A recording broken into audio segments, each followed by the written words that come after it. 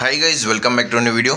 KEA ಕಡೆಯಿಂದ ಒಂದಷ್ಟು updates ಇದೆ. ಇದ್ರ ಜೊತೆಗೆ ಸೀಟ್ ನಾಟ್ ಅಲಾಟೆಡ್ ಅಂತ ಬಂದಿರೋರು ಮತ್ತು ಚಾಯ್ಸ್ 2 ಚಾಯ್ಸ್ 3 ಸೆಲೆಕ್ಟ್ ಮಾಡಿರೋರಿಗೆ ಒಂದು ಗುಡ್ ನ್ಯೂಸ್ ಇದೆ. ನಿಮಗೆ ಸೀಟ್ ಸಿಗೋ ಚಾನ್ಸಸ್ ಜಾಸ್ತಿ ಆಗುತ್ತೆ ಫಸ್ಟ್ ರೌಂಡ್ಗಿಂತ ಸೆಕೆಂಡ್ ರೌಂಡಲ್ಲಿ. ಇದು ಯಾವ ರೀತಿ ಇರುತ್ತೆ ಪ್ರೋಸೆಸ್ಸು, ಏನೆಲ್ಲ ಅಪ್ಡೇಟ್ಸ್ ಇದೆ ಕ್ಲಿಯರಾಗಿ ತಿಳಿಸ್ಕೊಡ್ತೀನಿ. ಆದ್ದರಿಂದ ಯಾರೆಲ್ಲ ನಮ್ಮ ಚಾನಲ್ಗೆ ಇನ್ನೂ ಸಬ್ಸ್ಕ್ರೈಬ್ ಆಗಿಲ್ಲ ಸಬ್ಸ್ಕ್ರೈಬ್ ಆಗಿ, ಮತ್ತು ಆಪ್ಷನ್ ಎಂಟ್ರಿ ಬಗ್ಗೆ ಏನೇ ಡೌಟ್ಸ್ ಇರೋ ಕಮೆಂಟ್ ಬಾಕ್ಸಲ್ಲಿ ತಿಳಿಸಿ.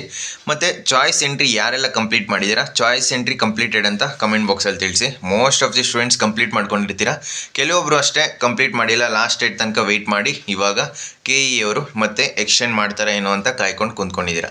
ಸೊ ಏನು ಮಾಡೋದಕ್ಕಾಗಲ್ಲ, ವೆಯ್ಟ್ ಮಾಡೋದ. ಈಗ ನಿಮಗೆ ಗೊತ್ತಿರ್ಬೋದು, ನಿನ್ನೆ KEA ಅವರು ಚಾಯ್ಸ್ ಎಂಟ್ರಿ ಮಾಡೋದಕ್ಕೆ ಲಿಂಕ್ನ ಕ್ಲೋಸ್ ಮಾಡಿದ್ದಾರೆ.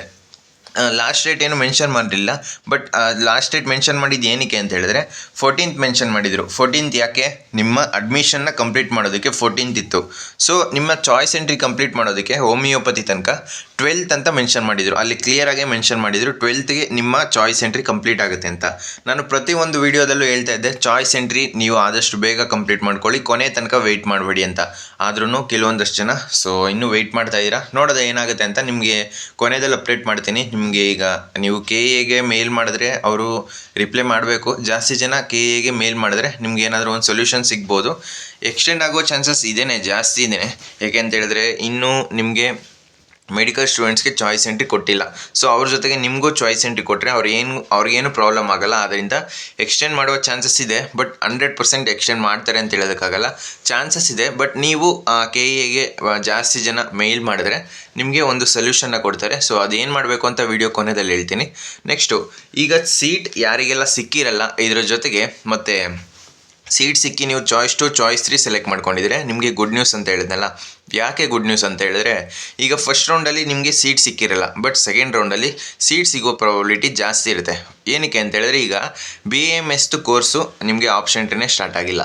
ಜೊತೆಗೆ MCCಗೆ ಸ್ವಲ್ಪ ಜನ ಹೋಗ್ತಾರೆ, ಮತ್ತು ನೀಟ್ ಈಗ ಇಂಜಿನಿಯರಿಂಗ್ ಸೀಟ್ಸು.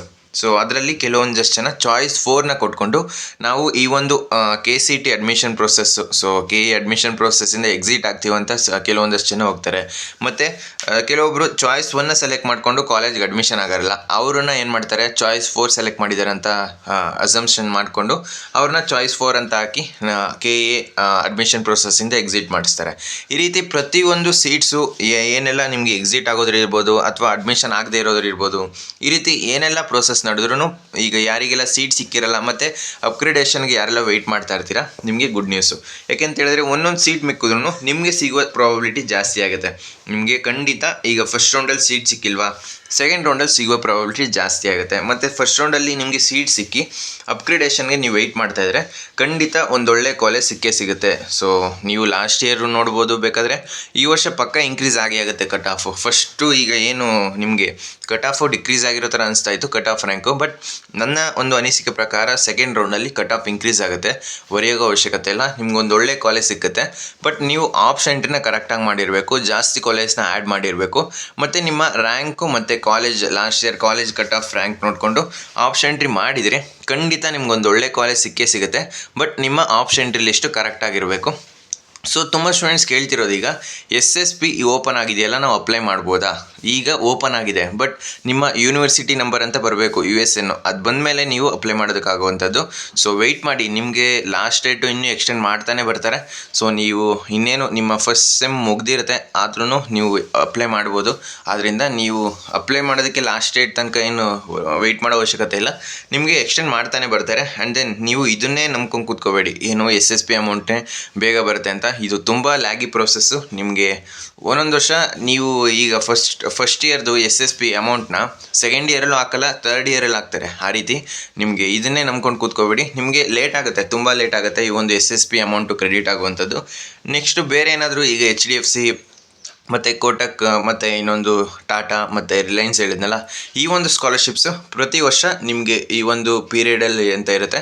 ಸೊ ಆ ಒಂದು ಪೀರಿಯಡಲ್ಲೇ ನಿಮಗೆ ಆ ಒಂದು ಅಮೌಂಟ್ನ ಕ್ರೆಡಿಟ್ ಮಾಡ್ತಾರೆ, ಬಟ್ 100% ಗ್ಯಾರಂಟಿ ಇಲ್ಲ. ಬಟ್ ಈ SSP ಅಂತ ಹೇಳಿದ್ನಲ್ಲ, ಇದು 100% ಪ್ರತಿಯೊಂದು ಕ್ಯಾಟಗರಿ, ಯಾವುದೇ ಕ್ಯಾಟಗರಿ ಆಗಿರಿ.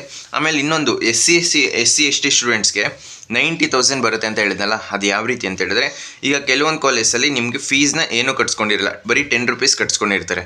ಆವಾಗ ಏನಾಗುತ್ತೆ, ಅವರು ಕಾಲೇಜವರು ಈ ಒಂದು KEA ಜೊತೆ ಏನು ಮಾತಾಡ್ಕೊಂಡಿರ್ತಾರೆ. ಅಂದರೆ ರೂಲ್ಸ್ ಇರೋದೇ ಅದೇ ರೀತಿ.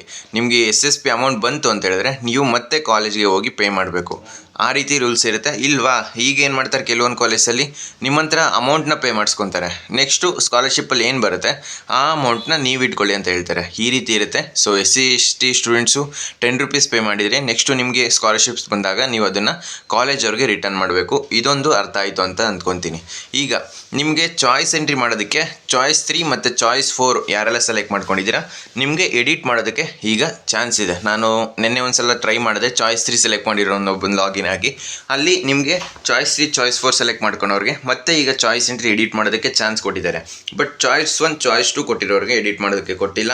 ನೀವು ಯಾರೆಲ್ಲ ಚಾಯ್ಸ್ 3 ಮತ್ತು ಚಾಯ್ಸ್ 4 ಕೊಟ್ಕೊಂಡಿರ್ತೀರಾ ನೀವು ಕರೆಕ್ಟಾಗಿ ಒಂದು ಸಲ ಅಲ್ಲ 100 ಸಲ ಯೋಚನೆ ಮಾಡಿ ನಿಮ್ಮ ಡಿಸಿಷನ್ನ KEAಗೆ ತಿಳಿಸ್ಬೇಕಾಗಿರುತ್ತೆ.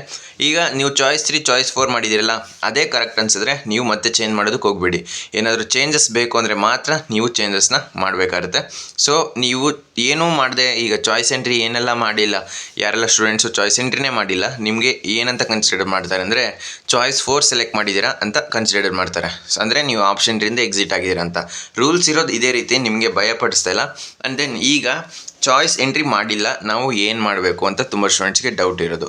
ಈಗ ನಿಮಗೆ ಇರೋದು ಒಂದೇ ಆಪ್ಷನ್ನು. ನೆಕ್ಸ್ಟು ಈಗ ನೀಟ್ ಅವ್ರಿಗೆ ಈಗ MCC ರಿಸಲ್ಟ್ಸ್ ಬಂದಿದೆ, ಪ್ರೊವಿಷನಲ್ ರಿಸಲ್ಟ್ಸು. ಇವತ್ತು ಫೈನಲ್ ರಿಸಲ್ಟ್ಸ್ ಬರುತ್ತೆ, ಅದರಲ್ಲೇನು ಜಾಸ್ತಿ ವೇರಿಯೇಷನ್ಸ್ ಆಗಲ್ಲ. ನೆಕ್ಸ್ಟು ಈಗ MCC ರಿಸಲ್ಟ್ಸ್ ಬಂದಿರೋದ್ರಿಂದ ನೀಟ್ ಅವ್ರಿಗೆ ಚಾಯ್ಸ್ ಎಂಟ್ರಿ ಮಾಡೋದಕ್ಕೆ ಸಪ್ರೇಟ್ ಶೆಡ್ಯೂಲು KEA ಕಡೆಯಿಂದ ಬರಬೇಕು. ಸೊ ಅಲ್ಲಿ ತನಕ ನೀವು ವೆಯ್ಟ್ ಮಾಡಿ, ಅಲ್ಲಿ ತನಕ ಏನು ಮಾಡೋದಕ್ಕೆ ಹೋಗಬೇಡಿ. ಆ ಒಂದು ಶೆಡ್ಯೂಲಲ್ಲಿ ಏನಾದರೂ ಎಕ್ಸ್ಟೆಂಡ್ ಮಾಡಿಲ್ಲ ಅಂತ ಹೇಳಿದ್ರೆ ನೀವು KEAಗೆ ಮೇಲ್ ಮಾಡಬೇಕಾಗುತ್ತೆ. ಪ್ರತಿಯೊಬ್ಬರು ಈಗ ಚಾಯ್ಸ್ ಎಂಟ್ರಿ ಯಾರು ಮಾಡಿರ್ತಾರೆ ಅವ್ರಿಗೂ ಕೂಡ ಮೇಲ್ ಮಾಡೋದಕ್ಕೆ ಹೇಳಿ, ಏನಂತ ಚಾಯ್ಸ್ ಎಂಟ್ರಿ ಡೇಟ್ನ ಎಕ್ಸ್ಟೆಂಡ್ ಮಾಡಿ ಅಂತ. ನಿಮಗೆ ಇರೋದು ಇದೊಂದೇ ಚಾನ್ಸು KEA ಅವರು ಎಕ್ಸ್ಟೆಂಡ್ ಮಾಡೋದಕ್ಕೆ. ಅದು ಬಿಟ್ಟರೆ ಬೇರೆ ಚಾನ್ಸ್ ಇಲ್ಲ. ನೀವು ರಿಕ್ವೆಸ್ಟ್ ಮಾಡಿದ್ರೆ ಮಾತ್ರ KEA ಅವರು. ಜಾಸ್ತಿ ಸ್ಟೂಡೆಂಟ್ಸು ಈ ರೀತಿ ಚಾಯ್ಸ್ ಎಂಟ್ರಿ ಮಾಡಿಲ್ಲ ಅಂದರೆ ಅವರು ಖಂಡಿತ ಏನು ಎಕ್ಸ್ಟೆಂಡ್ ಮಾಡೋ ಚಾನ್ಸಸ್ ಜಾಸ್ತಿನೇ ಇರುತ್ತೆ. ನಿಮಗೆ 100% ಸ್ಟೂಡೆಂಟ್ಸ್ ಕೊಡೋಕ್ಕಾಗಲ್ಲ, ಎಕ್ಸ್ಟೆಂಡ್ ಮಾಡೇ ಮಾಡ್ತಾರಂತ. ನಾನು ಹೇಳ್ಬೋದು ಅಷ್ಟೇ, ಎಕ್ಸ್ಟೆಂಡ್ ಮಾಡೋ ಚಾನ್ಸಸ್ ಇದೆ. ನೀವು ಈ ರೀತಿ ಟ್ರೈ ಮಾಡಿ, ಮೇಲ್ ಮಾಡಿ. ನೆಕ್ಸ್ಟು ಏನಾದರೂ ನಿಮಗೆ ಯಾವ ರೀತಿ ಮೇಲ್ ಮಾಡಬೇಕು ಆ ವಿಡಿಯೋ ಬೇಕು ಅಂತ ಹೇಳಿದ್ರೆ ಕಮೆಂಟ್ ಬಾಕ್ಸಲ್ಲಿ ತಿಳಿಸಿ. ಸಪ್ರೇಟು ಒಂದು ವಿಡಿಯೋ ಮಾಡಿ ತಿಳಿಸ್ಕೊಡ್ತೀನಿ KEAಗೆ ಯಾವ ರೀತಿ ಮೇಲ್ ಮಾಡಬೇಕು. ಆ್ಯಂಡ್ ದೆನ್ ಅವರು ರಿಪ್ಲೈ ಮಾಡೇ ಮಾಡ್ತಾರೆ. ಯಾಕೆ ಅಂತ ಹೇಳಿದ್ರೆ ಜಾಸ್ತಿ ಸ್ಟೂಡೆಂಟ್ಸು ಈ ರೀತಿ ರಿಕ್ವೆಸ್ಟ್ ಮಾಡಿದ್ರೆ ಅವ್ರಿಗೆ ಬೇರೆ ಅನಿವಾರ್ಯ, ಸೊ ಎಕ್ಸ್ಟೆಂಡ್ ಮಾಡಲೇಬೇಕು. ಆದ್ದರಿಂದ ನೆಕ್ಸ್ಟು ಏನಾದರೂ ಡೌಟ್ಸ್ ಇದ್ದರೆ ಕಮೆಂಟ್ ಬಾಕ್ಸಲ್ಲಿ ತಿಳಿಸಿ. ಮೇಲು ಯಾವ ರೀತಿ ಮಾಡೋದು ಗೊತ್ತಾಗಲಿಲ್ಲ ಅಂದರೂ ಕೂಡ ನೆಕ್ಸ್ಟು ವಿಡಿಯೋ ಮಾಡಿ ತಿಳಿಸ್ಕೊಡ್ತೀನಿ. ಆದ್ದರಿಂದ ಯಾರೆಲ್ಲ ನಮ್ಮ ಚಾನಲ್ಗೆ ಇನ್ನೂ ಸಬ್ಸ್ಕ್ರೈಬ್ ಆಗಿಲ್ಲ ಸಬ್ಸ್ಕ್ರೈಬ್ ಆಗಿ. ಮತ್ತು ಸೆಕೆಂಡ್ ರೌಂಡು ನಿಮಗೆ 20th ಆದಮೇಲೆ ಸ್ಟಾರ್ಟ್ ಆಗುವ ಚಾನ್ಸಸ್ ಇದೆ. ಏನೇ ಮಾಡಿದ್ರೂ 20th ಆಗೇ ಆಗುತ್ತೆ. 20th ಇಂದ 25th ಒಳಗಡೆ ನಿಮ್ಮ ಸೆಕೆಂಡ್ ರೌಂಡ್ ಸ್ಟಾರ್ಟ್ ಆಗುತ್ತೆ. ಅಂದರೆ ಎಡಿಟ್ ಮಾಡೋದಕ್ಕೆ ಚಾನ್ಸು ನಿಮಗೆ ಕೊಡುವಂಥದ್ದು 25th ಆದಮೇಲೆ ನನ್ನ ಅನಿಸಿಕೆ ಪ್ರಕಾರ. ಅದಾದಮೇಲೆ ನಿಮಗೆ ಸೀಟ್ ಮ್ಯಾಟ್ರಿಕ್ಸ್ ರಿಲೀಸ್ ಮಾಡಬೇಕು. ಆ ಸೀಟ್ ಮ್ಯಾಟ್ರಿಕ್ಸ್ ನೋಡ್ಕೊಂಡು ನೀವು ಎಡಿಟ್ ಮಾಡಬೇಕು. ಆಮೇಲೆ ಒಂದು 2-3 ಡೇಸ್ ತಗೊಂಡು ನಿಮ್ಮ ರಿಸಲ್ಟ್ಸ್ ಅನೌನ್ಸ್ ಮಾಡ್ತಾರೆ. ಈ ರೀತಿ ಸೆಕೆಂಡ್ ರೌಂಡು ನಿಮಗೆ ಆಲ್ಮೋಸ್ಟ್ 70% ಸ್ಟೂಡೆಂಟ್ಸು ಸೆಕೆಂಡ್ ರೌಂಡಲ್ಲಿ ಅಡ್ಮಿಷನ್ ಆಗುವಂಥದ್ದು. ಸೆಕೆಂಡ್ ರೌಂಡ್ ಒಂದು ಮುಗಿದೋದ್ರೆ ನಿಮಗೆ ಸೆಕೆಂಡ್ ಎಕ್ಸ್ಟೆಂಡ್ ರೌಂಡಲ್ಲಿ ತುಂಬ ಸ್ಟೂಡೆಂಟ್ಸು ಕಡಿಮೆ ಸ್ಟೂಡೆಂಟ್ಸು ಅಡ್ಮಿಷನ್ ಆಗುವಂಥದ್ದು. ಸೊ ಅದರಿಂದ ನಿಮ್ಮ ಪ್ರೋಸೆಸ್ಸು ಬೇಗನೆ ಸ್ಟಾರ್ಟ್ ಆಗುತ್ತೆ. ಸೊ ಫ್ರೆಂಡ್ಸ್, ಈ ವಿಡಿಯೋ ನಿಮ್ಗೆ ಇಷ್ಟವಾಗಿತ್ತು ಅಂದರೆ ಲೈಕ್ ಮಾಡಿ, ಕಮೆಂಟ್ ಮಾಡಿ ಮತ್ತು ನಿಮ್ಮ ಫ್ರೆಂಡ್ಸ್ಗೆಲ್ಲ ಈ ವಿಡಿಯೋನ ಶೇರ್ ಮಾಡಿ.